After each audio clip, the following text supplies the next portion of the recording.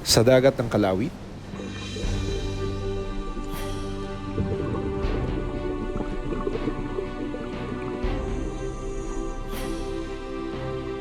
may isang dugong na madalas magpakita. Di tulad ng ibang dugong, hindi raw ito mailap kahit pa may bangka.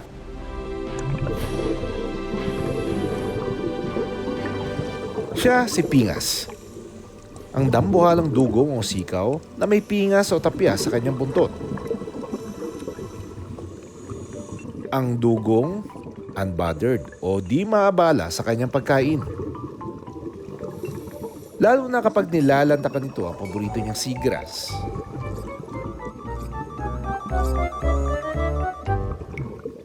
Itinuturing ito na sagrado ng mga katutubong tagbanwa.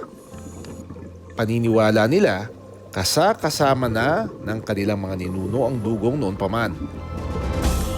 Kaya isa itong kayamanan.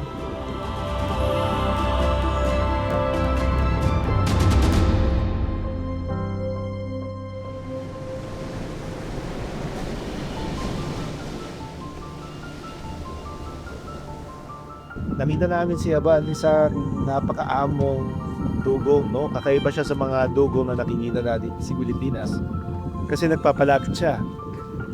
And then, during that time, nagwo-wonder kami kung in the future, meron pa bang magiging isa pang Aban.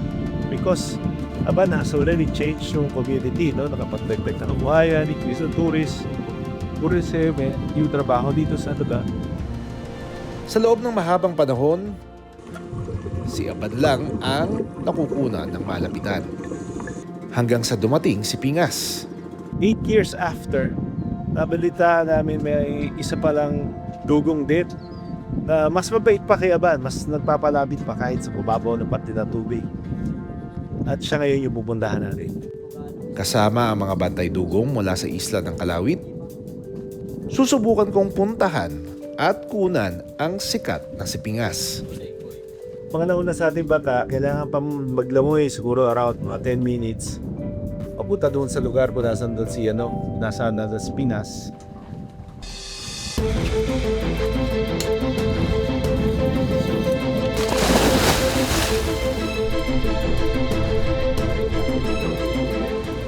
Sa ibabaw ng karagatan, tanaw na agad ang kanyang presensya.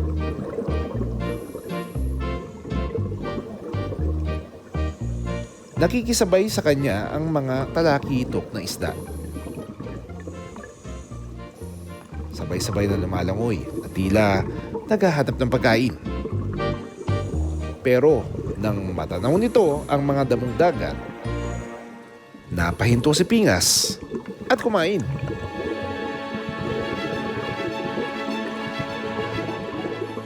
Gaya ng ibang mammals na nakatira sa dagat, mayroon itong baga. Kaya kailangan itong umangat para huminga.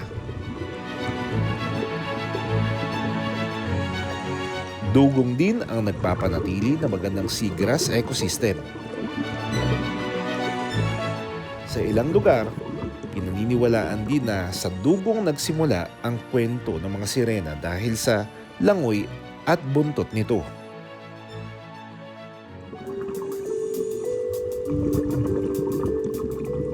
Sa isla ng Kalawit, kilalanin natin ang sikat na dugong na si Pingas. Mula sa aming bangka, lumangoy kami ng higit 10 minuto. Hanggang sa natunto namin ang paboritong tambayan ni Pingas. Ang mga damong dagat. Si Pingas, hindi maabala. Busy siya sa kanyang pagkain. Nakailang ahon ito para kumuha ng hangin.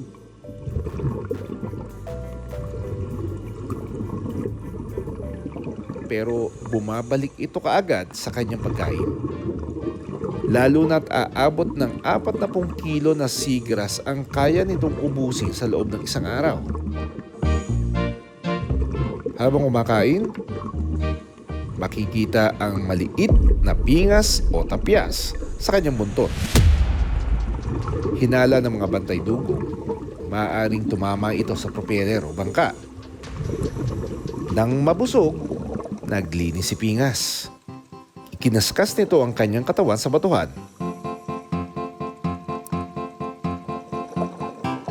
Kilalang magsasaka ng karagatan ng mga dugong dahil sa pagkain nito ng seagrass. Tila inaararo kasi nito ang ilalim ng dagat na mahalaga para muling tumubo ang mga damo. Sa Pilipinas, dugong ang kauna-unahang marine mammal na binigyan ng proteksyon noong 1991 sa ilalim ng batas. Pero nananatili pa rin itong nasa listahan ng critically endangered species sa bansa hanggang sa ngayon. Ayon sa Department of Environment and Natural Resources, ilan sa mga posibleng dahilan ang pagkasira ng tirahan at polusyon sa dagat. Tinatayang nasa 20 dugong ang naobserbahan ng mga bantay dugong sa Kalawit.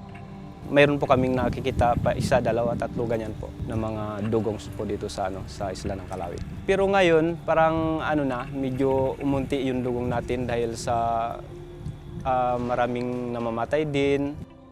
Sa tulong ng Balikalawit Movement, naging bantay dagat ang grupo ng mga katutubong Tagbanwa. Pero nakikita nyo na sa kake. Opo. Panahon ni Aban na dito po siya. Nakikita nyo na. Nakikita rin namin, pero siya pala puntat. Mas paakot pa siya kaysa kay Aban. Ano sa tingin nyo yung nangyari? Bakit ka? Siguro ko, ito po yung sinasabi na benefit ko, pero ng conservation ko ang punta, yun po. So, parang, ngayon po, parang umaani na lang po kami na mga benepisyo. Nakatutok sila sa pangangalaga ng karagatan at kapakanan ng mga dugong sa Kalawit. Mga bantay dugong po natin, nagsimula lang po sila nung 2017 po.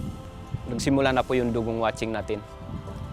Yun po kaya nakapag kami ng mga bantay dugong para sila yung magprotekta sa dugong, sila yung mag-i-implement ng guidelines kung paano lumangoy kasama ng dugong. Yung ginawa naming dugong conservation area, ito po ay may mga do's and don't na ginawa yung community, no? At regulated na bilis ng takbo ng bangka.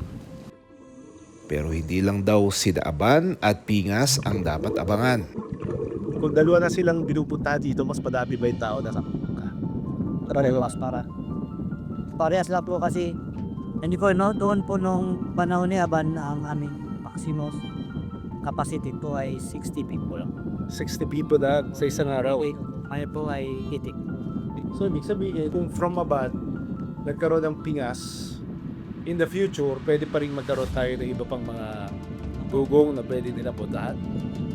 Actually po dito po sa Aban-Aban, may santo tanto uyudok na makita si Grinas, si Aban at tangis po yung pinanganan ng aming Rawis. Rawis.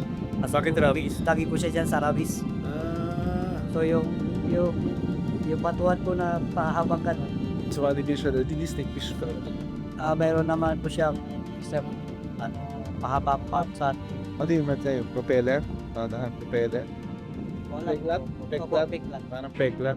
Maraming salamat sa panonood ng Born to be Wild. Para sa iba pang kwento tungkol sa ating kalikasan, mag-subscribe na sa GMA Public Affairs YouTube channel.